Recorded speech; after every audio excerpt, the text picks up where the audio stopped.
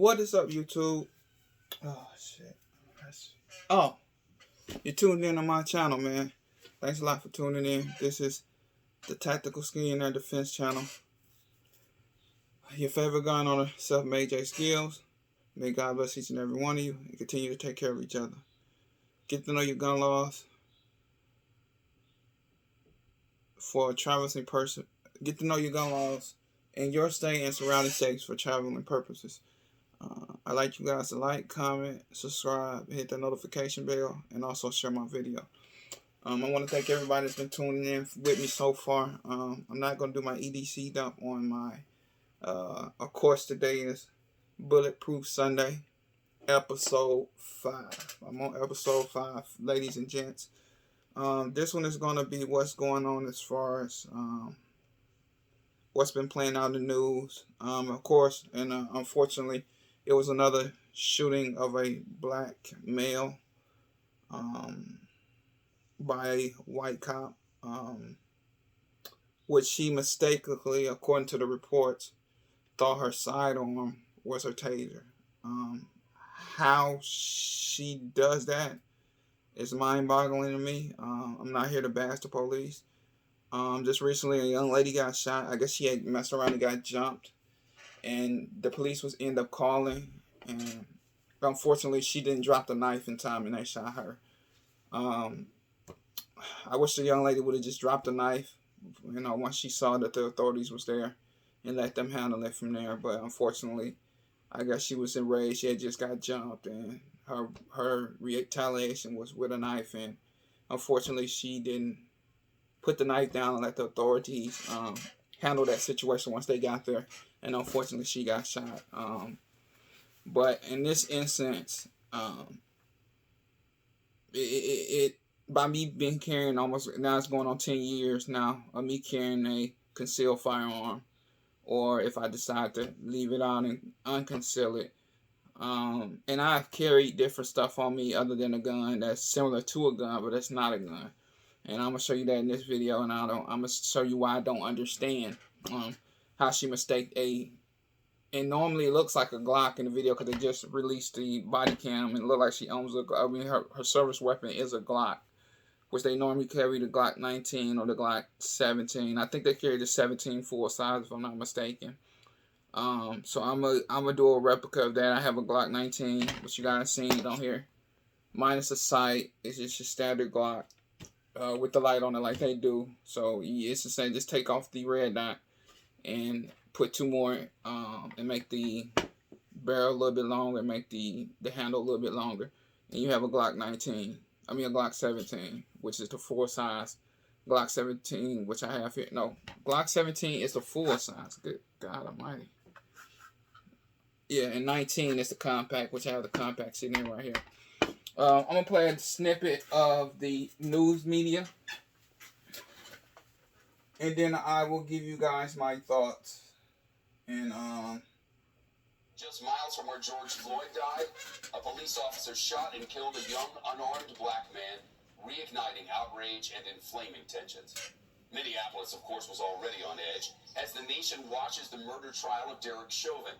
The police chief in Brooklyn Center, that's the suburb outside the city, says cops pulled over 20-year-old Dante Wright for expired tags and tried to arrest him for an outstanding warrant. There was a struggle. The police chief says one of the officers pulled out her gun by mistake, thinking it was her taser, and fired. Today, the police chief released body cam video of the shooting, and a warning now, the video is hard to watch. We're going to play it, but we pause that video at the moment of the fatal gunshot.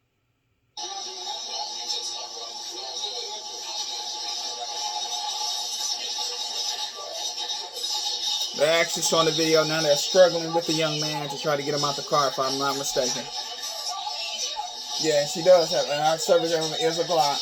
I do recommend.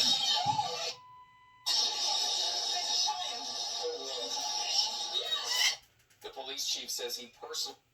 So in the video, you can clearly hear her say, "I accidentally shot him."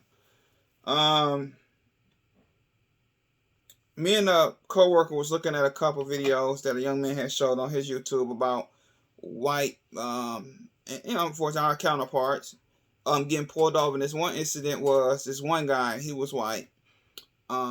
He ended up having his gun on the passenger side of his vehicle. The police saw his gun. Well, the police are like, well, could you please, sir, don't do that, and don't do this, and please, and please. And he's begging with him, mind you, that he has a gun. So he's struggling with the police officer. The police officer had his hand at one point in time, and he snatches away the police officer. At one point in time, they had the door open. He closes the door, and he said, well, I am about to pull off, and y'all have video cam, and you don't have the right to shoot me. So they're like, please, please, sir, please don't do that, don't do that. So he ends up driving off. It's the white guy driving off, and they both had their guns pointed at him, and they was real patient with him, asking him, pleading to not do this, not to do that, and that's where a lot of our frustration comes from, because you can go look up videos where it's white cops on white men and women, and like I just said, I just seen the video this week where a white cop and a white man, and the white man clearly had his gun on his seat because the officer said, don't touch the weapon. And then he ends up closing his door, and he ends up starting his car, his truck, and end up driving away. And I don't understand how they don't exercise the same patience when they're pulling off a black male. Now, he only was pulled over for an outstanding warrant. I don't know what the outstanding warrant is. I didn't look that up, but it was for his tags being expired. Was the reason why they eventually end up pulling him over and then end up getting to the warrants. And I'm going to show you how police officers carry their weapons. If you're dominant right, if you're a right-hand guy or you're a right-hand woman, your service weapon is always on your strong side. So if I'm right-handed, so if I'm a cop and my gun belt is set up, my gun is set to my dominant hand, which is my right hand. I am a right-handed. I write with my right hand. I do just about everything first conscious with my right hand, because that's what I write with. My left hand is going to be where my taser is. That's a non-dominant hand. That's what they call it in the cop world. They call it your non-dominant hand. You're not going to put your weapon in your non-dominant hand. So if I had my belt set up, I would not put my gun with my left on my left side, because that's not my dominant hand.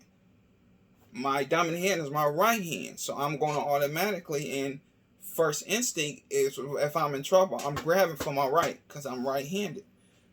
So, and I started looking at researching how many, this is not the first incident where police officers thought their taser, thought that they had their taser, but they end up having their weapon and end up killing people as well. But this is just the first one because of the outcry of George Floyd and how it's becoming national news with the police officers.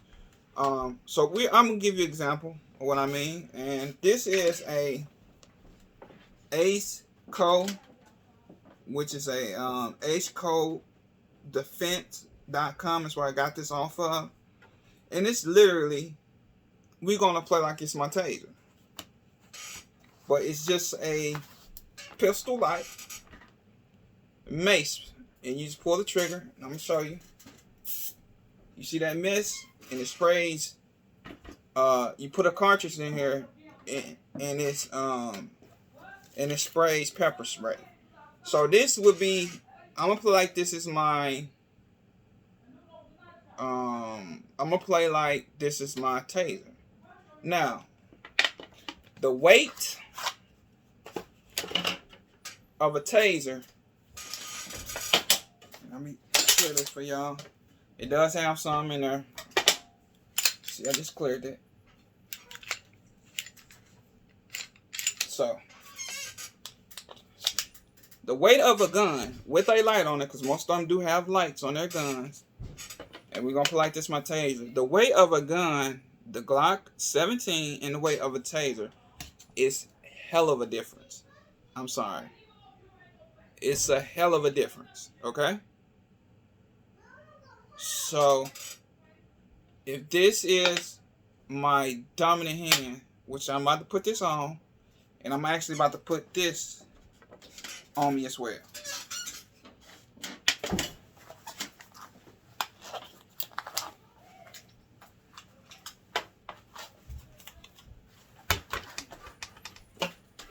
Should be Give me a second, y'all. I'm gonna set this up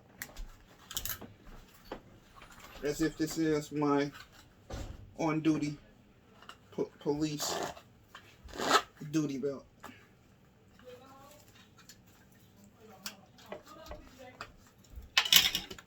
So this is my Hellcat. We're gonna plug my Hellcat holster. It's for my taser. Now normally they wear a taser like this, but I don't have a holster like that, so we're just gonna put this inside the waistband. We're gonna button this up. So Block 17 as if I'm on duty in my taser. Now, if I'm in a situation where I gotta pull my gun, naturally I'm going right here. I'm right-handed. This is where I'm going. If I feel a threat of any sort as a police officer, by me being a right-hand guy.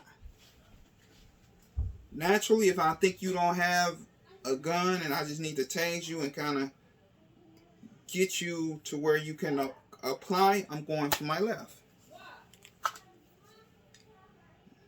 Okay? Now you notice that this is orange. And as you can see, this is all black. Okay? And then mine got a little color too. Okay. Alright.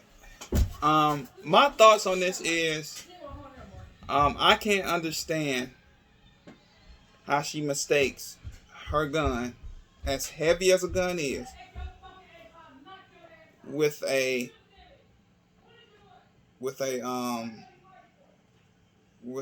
taser. I am not going to judge her. She said it's a mistake. Okay, it's a mistake.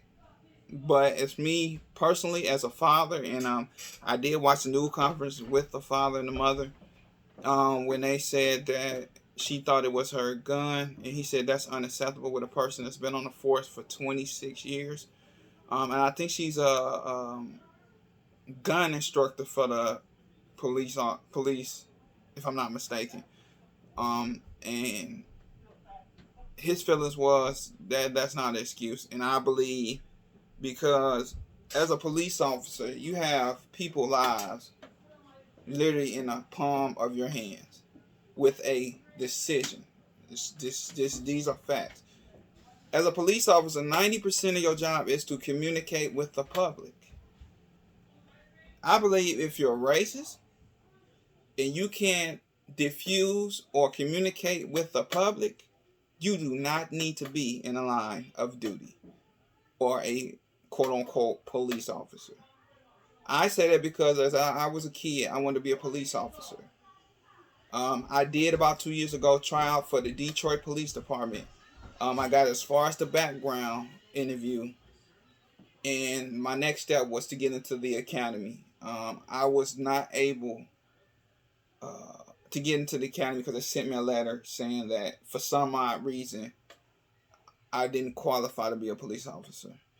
So let me tell you this first and foremost. I don't bash police officers because at the same time that I was going, I had a cousin, and I'm not going to tell you what department or what city he polices in, but he started when I told him about Detroit, he went into his state or the city police department and end up going through all the stuff that I did, end up getting in the academy, end up graduating out of the academy now as a police officer for this particular city. So I have a cousin that's near to me that I grew up with that's an actual police officer. So as far as policing, I don't have a problem with police. I don't think you should defund the police. I just think police need a better understanding that they are not vigilantes and they're not above the law, but they are here to help and aid the community as first and foremost as public safety. I'm sorry, they're first public safety. So I just wanted to put this video together for Bulletproof Sunday, episode 5, on just some examples of how, the difference. Like I said, this is just a pepper spray gun, but it operates just like a taser. But only thing it is not electricity coming out. It's a liquid form that can shoot in your eyes and kind of blind you. And the standard Glock, which a lot of police departments carry now. The weight on this is, I don't see how she even remotely thinks that this is a taser. I don't understand it. I don't get it. So maybe there needs to be more training on the distinction between a taser and your service weapon. I guess is what I'm trying to say. I'm not bashing the police, but maybe that's something that the local police departments all over the United States needs to look at. Maybe they need to every 6 months get them back in the training field and back in the classroom, so they won't make that fatal mistake. They are dealing with the public. 90% of their job is defusing and communication with the public. A lot of them can't do it, so I don't believe this is the field or the job for them. I still have a passion to be a police officer. One of the police officers for the city of Detroit told me to take my letter down to the police building and see what was going on with it. I haven't had time because I've been working like crazy. But one day I am going to do that.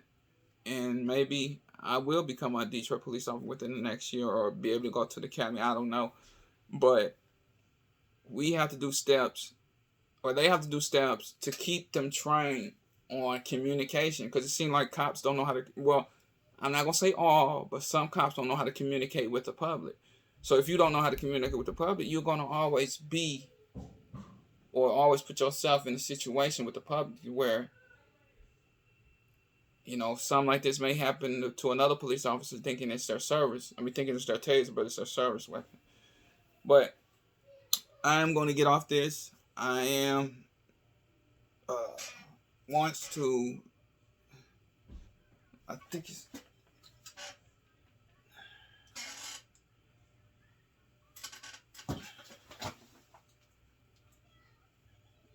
Dante Wright and his family. I'm praying for you guys because of the unfortunate incident. And nothing but healing to your family, especially the mother and father of that young man. And we have to do better as a society. As the good cops need to, weave out and call out and hold their hold their department, put the fire up on them. If they're not right, then they're not right. If they're wrong, they're wrong. And we still have some bad ones out here that's, not right. And the good cops need to call out the bad cops. But this is another Bulletproof Sunday. May God bless each and every one of you. Continue to take care of each other. Continue to pray for each other. And may God shine upon you. And have a good one, man. Peace.